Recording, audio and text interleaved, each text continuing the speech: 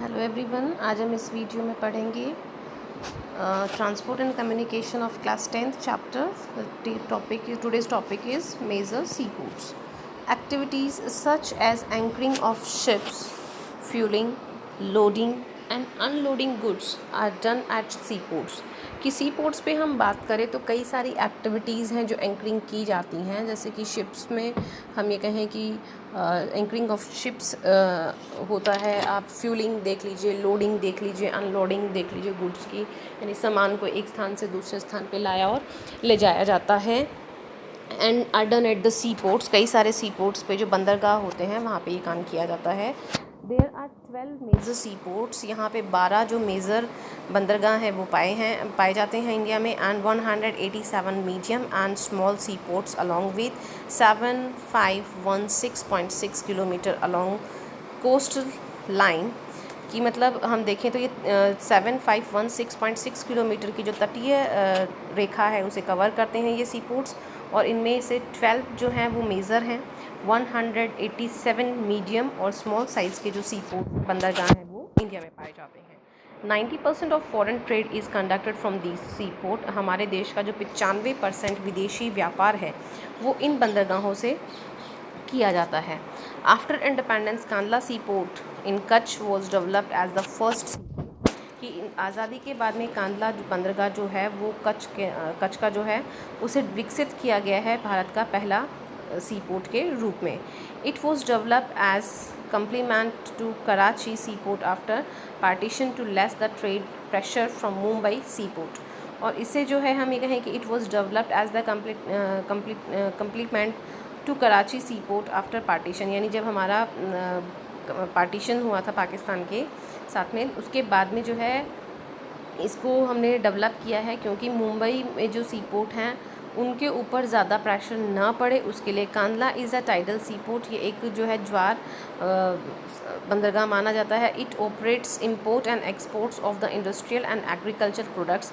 यह कृषि और औद्योगिक क्षेत्र का जो एक्सपोर्ट और इंपोर्ट करने का काम जो है वो यहाँ से किया जाता है from Jammu Kashmir, Himachal Pradesh, Punjab, Haryana, Rajasthan and Gujarat. Mumbai is the largest port. Mumbai जो है वो सबसे बड़ा बंदरगाह माना जाता है। It has a natural open large and good harbour for ships. यहाँ का जो वातावरण है वो जहाज़ों के लिए बिल्कुल हम ये कहें कि सेफ़ है। Jawaharlal Nehru sea port near Mumbai port which could provide facility to combine port to the reason.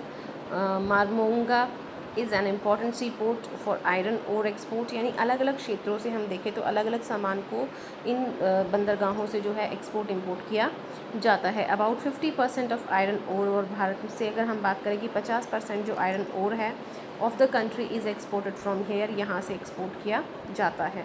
New Mangalore sea port in the Karnataka export iron ore from the Gurmukh mines। Kochi seaport is situated at the far southeastern part on the beach of the lagoon and is a natural port।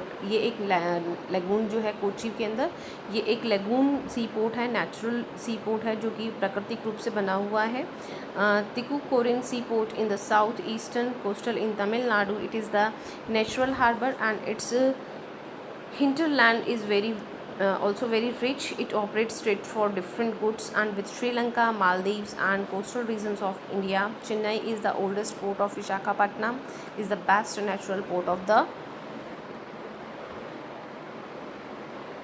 country। यानी कि हम कह सकते हैं कि यहाँ पे जो ईस्टर्न कोस्टल एरिया जो तमिलनाडु है वहाँ पे जो नेचुरल हार्बर इंटरलैंड जो है वो काफ़ी विकसित हैं, और ये यहाँ से जो है व्यापार को ऑपरेट करते हैं, जो कि श्रीलंका, मालदीव को एक्सपोर्ट इंपोर्ट करते हैं, और ये कोस्टल रीजन ऑफ इंडिया को भी इंपोर्ट करते हैं। Chennai is the oldest port. Chennai जो है वो सबसे पुराना बंदरगाह माना जाता है। And Visakhapatnam is the best natural port, और विशाखापट्टनम को सबसे बेस्ट पोर्ट माना जाता है for the country. Ships are built and repaired है। यहाँ पे जहाज़ जो हैं उनको रिपेयर भी किया जाता है और बनाया भी जाता है। चेन्नई जो है वो दूसरा ऐसा लार्जेस्ट पोर्ट है in the foreign trade and the loading of goods, जो कि विदेशी व्यापार के लिए काम में लिया जाता है और सामान यहाँ से लाया और ले जाया जाता है। Paradip sea port in the Orissa exports iron ore. Paradip जो है बंदरगाह, वहाँ से उड़ीसा में जो है आयरन ओर को एक्सपोर्ट किया जाता है, विदेशों में भेजा जाता है। Kolkata is an internal river port. Kolkata जो है वो एक इंटरनल रिवर पोर्ट है, यानी आंतरिक नदियों के थ्रू वो एक पोर्ट है। It is situated on the bank of Hooghly river 148 kilometre away from the sea coast, यानी इस समुद्र का जो तट है वहाँ से 148 किलोमीटर दूर है, जो कि हुगली नदी के मुहाने पे मुहाने की बात नहीं है, उसके जो बैंक्स हैं, जो किनारे हैं, वहाँ पे ये सिचुएटेड है। It has been clean regularly, इसको जो है क्लीन किया जाता है। इट इज़ टाइडल पोर्ट, ये एक टाइडल पोर्ट है। टाइडल पोर्ट मतलब जहाँ पे ज्वार और भाटा उत्पन्न होता रहता है। And there is contents deposit of sand at the bottom of the Hooghly river. और यहाँ पे क्योंकि सैंड जो है वो डिपॉजिट हो जाती है हुगली नदी की वजह से, तो यहाँ से जो टाइडल यहाँ पे आता है तो उससे ये डिपॉजिट्स जो हैं वो ऑटोमेटिकली क्लियर हो जाते हैं। Haldia port has been developed as a secondary sea port, और हल्दिया जो पोर्ट है वो उसको भी विकसित किया गया है सेकेंडरी सी पोर्ट के रूप में, to reduce the increasing pressure of trade on Kolkata port, ताकि हम कोलकाता में जो बंदरगाह है उसके अंदर प्रेशर जो है उसको हम इंक्रीज़ कर सके, ट्रेड प्रेशर को। Haldia has well equipped coast and oil containers. Haldia जो है एक well equipped coast and oil container है। There is almost no waterways in the Rajasthan due to absence of sea coast and perennial flowing river, क्योंकि राजस्थान के अंदर हम देखें तो यहाँ पे कोई भी वाटरवेज नहीं है, क्योंकि यहाँ पे पानी की बहुत कमी है, यहाँ पे कोई भी सी कोस्ट नहीं है, और पूरे साल भर बहने वाली नदियाँ भी यहाँ पे नहीं हैं। Kandla and Mumbai are the ports closest to Rajasthan, लेकिन कांदला और मुंबई जो हैं वो ऐसे बंदरगाह हैं जो राजस्थान के बहुत ही करीब हैं। अब हम बात करते हैं एयर ट्रांसपोर्ट की। तो air transport is the fastest, most comfortable and prestigious means of transport. Air transport की अगर हम बात करें, हवाई यातायात जो है वो सबसे तेज़, सबसे कंफर्टेबल और सबसे प्रेस्टिजियस जो हम कह सकते हैं, सबसे प्रेस्टिजियस का मतलब हम कह सकते हैं कि जो बहुत ही ऊंचा माना जाता है मीन्स ऑफ ट्रांसपोर्ट में, वो है। India is the vast country. India एक बहुत बड़ा कंट्री है विद इट्स फिज़िकल डाइवर्सिटी, क्योंकि यहाँ पे अलग अलग भौगोलिक विभिन्नताएं पाई जाती हैं। So this transport is very important. तो हम कह सकते हैं कि इस वजह से भी जो एयर ट्रांसपोर्ट है वो बहुत ही महत्वपूर्ण भूमिका निभाता है। Remote areas like high mountains, यानी दुर्लभ जो क्षेत्र हैं, जैसे कि हम कहें कि जो ऊंचे पर्वतीय क्षेत्र हैं, रेगिस्तानी क्षेत्र है, घने जंगल हैं, या लंबे लंबे जो सी रूट्स हैं, can easily by crossed it, जो कि आसानी से एयर ट्रांसपोर्ट के थ्रू हम क्रॉस कर सकते हैं। It connects the remote areas of the country, और ये भारत के जितने भी दुर्लभ क्षेत्र हैं उनको आपस में कनेक्ट करता है। Air transport in the country started in 1911। 1911 में भारत में जो है हवाई यातायात शुरू किया गया था। When the first postal service was sent from Allahabad to Naini, और नैनी से इलाहाबाद जो है फर्स्ट पोस्टल सर्विस जो है इससे शुरू की गई थी। एयर ट्रांसपोर्ट वाज नेशनलाइज, और वायु जो ट्रांसपोर्ट है, यातायात है, उसको राष्ट्रीयकरण जो है उसका 1953 में किया गया था। टुडे इन इंडिया, और अगर हम आज भारत की बात करें, domestic and international air services are provided by Indian Airlines. तो यहाँ पे घरेलू और अंतर्राष्ट्रीय जो हवाई सेवाएँ हैं वो भी इंडियन एयरलाइंस के थ्रू जो हैं प्रोवाइड करवाई जा रही हैं। Air India and many private airlines, और कई सारे जो प्राइवेट एयरलाइंस हैं जैसे कि वो इसके अंदर इंक्लूड हैं। Then Pawan Hans helicopter limited is the leading helicopter service in India.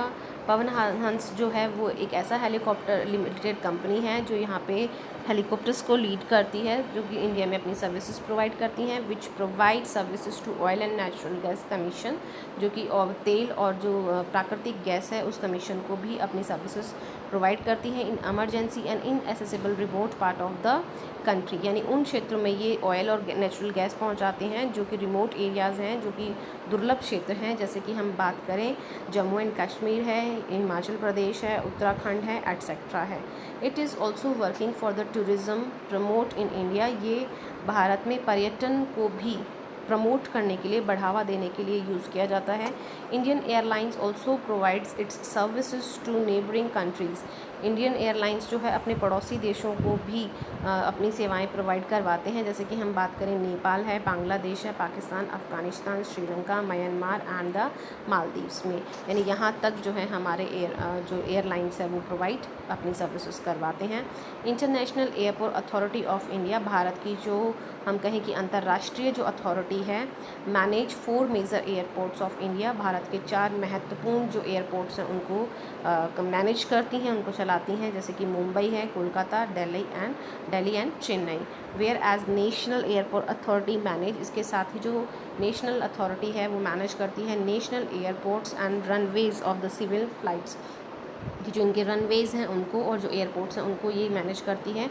On defence airport, यानी जो हमारे सैन्य बल हैं उनके फ़्लाइट्स को भी ये कंट्रोल करते हैं। At present the responsibility of management of many the airport of the country have been divided into 4 categories according to the work characteristics, importance and facility provided by them. अगर हम अभी की बात करें तो हमारे देश में जितनी भी एयरपोर्ट्स हैं उनको हम 4 कैटेगरीज में डिवाइड करते हैं, उनके काम, उनकी विशेषताएं, उनकी महत्वपूर्णता और क्या क्या फैसिलिटीज़ वो प्रोवाइड करवाते हैं उनके बेसिस पे। So first we are discussing about the international airports, जो अंतर्राष्ट्रीय हवाई अड्डे हैं उनकी बात करते हैं।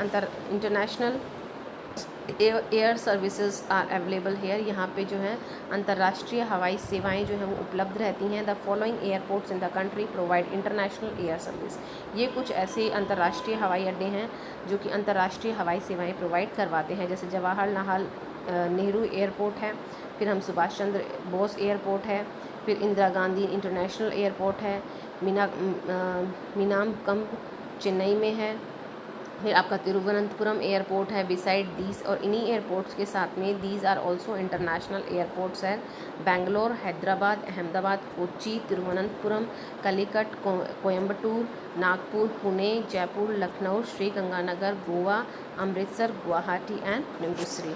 इन जगहों पर भी जो है इंटरनेशनल एयरपोर्ट्स अवेलेबल हैं। फर्स्ट क्लास एयरपोर्ट्स जो हैं they are provide landing and taking off facilities to all kinds of airplane.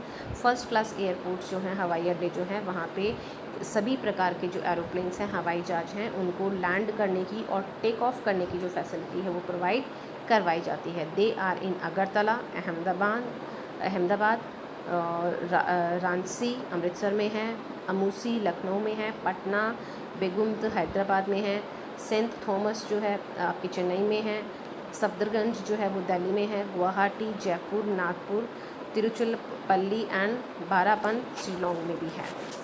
इन्हीं के साथ में अगर हम बात करें तो there are 38 airports of medium, 38 जो हैं वो मीडियम मध्यम तरह के एयरपोर्ट्स हैं, and 28 airports of small level, और 28 जो हैं वो छोटे लेवल के जो एयरपोर्ट्स हैं। Government aided flying clubs with children are giving training, और यहाँ पे फ्लाइंग क्लब्स भी हैं जहाँ पे बच्चों को जो है हम गिविंग ट्रेनिंग भी फ्लाइंग क्लब के थ्रू जो है बच्चों को ट्रेनिंग भी दी जाती है।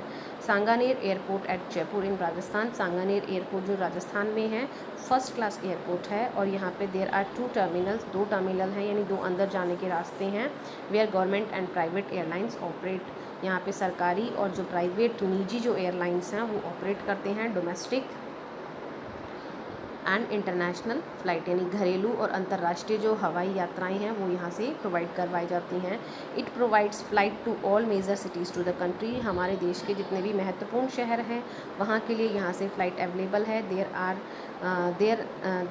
Are airports of medium level, और जो मध्यम तरह के जो एयरपोर्ट्स हैं वो भी अवेलेबल हैं, जोधपुर में है, उदयपुर में है। They provide flight services to some important cities of the country, ये हमारे देश के कुछ महत्वपूर्ण शहरों को ही केवल अपनी फ़्लाइट्स प्रोवाइड करवाती हैं। There is a small airport in Kota also, and an airport in Kishangarh near Ajmer is also under construction. Kishangarh जो अजमेर के नज़दीक है वहाँ पे भी एयरपोर्ट जो है वो अंडर कंस्ट्रक्शन है, from where air services will be available in near future, जो कि आने वाले भविष्य में अपनी हवाई सेवाएं देने के लिए तैयार होगा। अब हमारा इसमें नेक्स्ट टॉपिक है कम्युनिकेशन सर्विस, संचार की जो सेवाएं हैं उनकी हम बात करें तो man has been using means of communication since inceptions of human civilisation, कि मनुष्य जो है वो संचार के साधनों का इस्तेमाल करता आ रहा है जब से मानव सभ्यता का हम ये कहें कि वो प्रभाव में आई हैं तब से। Man has made much progress, और मनुष्य ने इस चीज़ में काफ़ी तरक्की भी की है। He has made achievements with his which have provided him comfort and all facilities. मनुष्य ने इतनी अच्छे उपलब्धियां प्राप्त की हैं जिससे मनुष्य ने अपने जीवन को और ज़्यादा कंफर्टेबल और फैसिलिटीज़ उनके अंदर प्रोवाइड करी हैं। Man has made revolutionary progress in communication sector. अगर हम संचार के सेक्टर में देखें कि हम बात करते हैं तो मनुष्य ने बहुत ही क्रांतिकारी जो तरक्की है इस क्षेत्र में की है।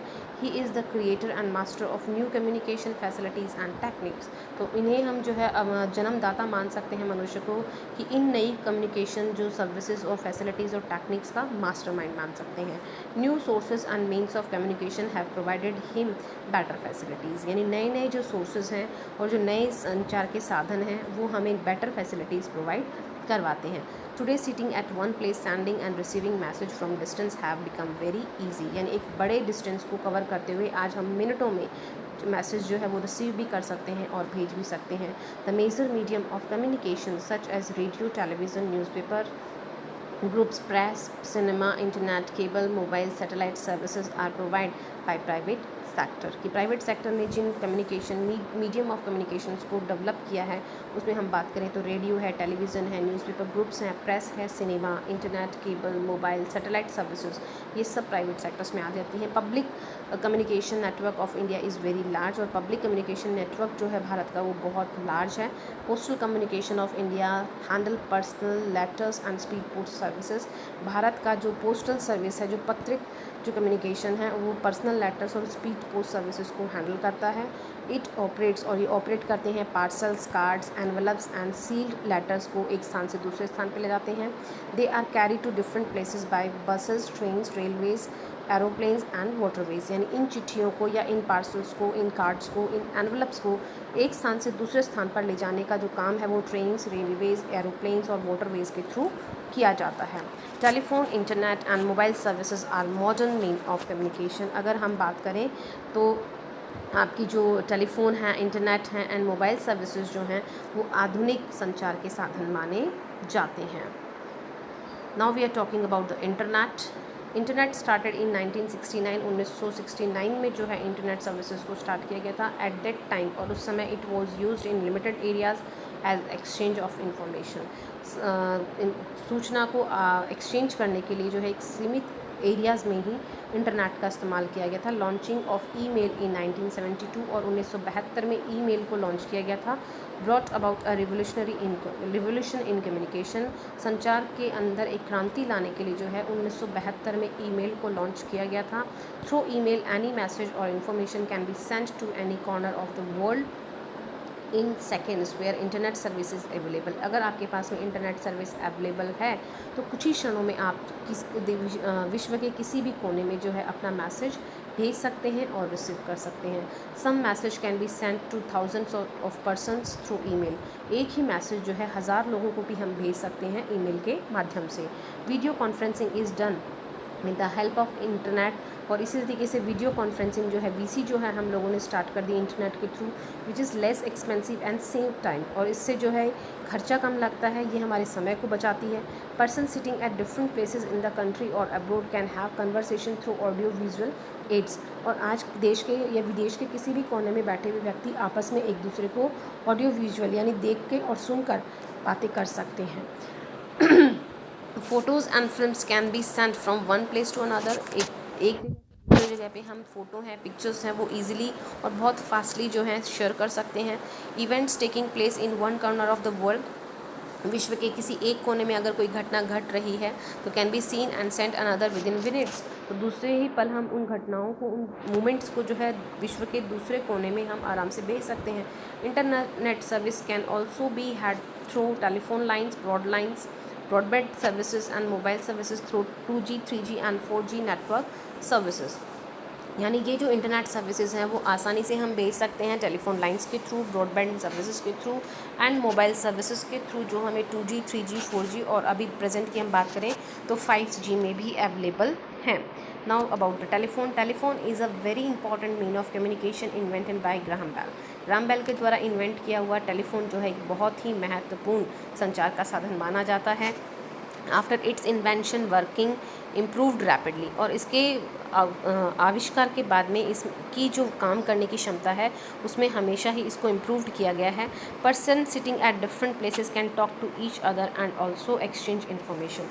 देश के किसी भी कोने में हम आराम से बैठे हुए टेलीफोन के ज़रिए जो है एक दूसरे को सूचनाओं का आदान प्रदान हम कर सकते हैं। After introducing STD and ISD, it was possible to talk to people in foreign countries and by dialing number directly, यानी हम अपना नंबर डायल करके सीधा इंटरनेशनल लेवल पे और जो हमारा जो लोकल लेवल है उस लेवल पर भी हम लोगों से अपनी बातचीत कर सकते हैं और इन्फॉर्मेशन को भेज सकते हैं।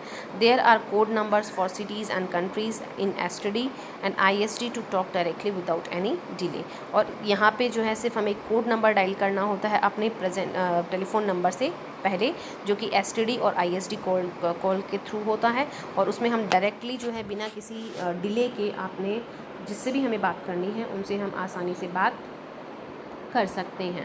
Now we are talking about the mobile, that is very important and it is very appreciating for all the new generation peoples. Invention of mobile phone brought about a revolution in telephone communication service.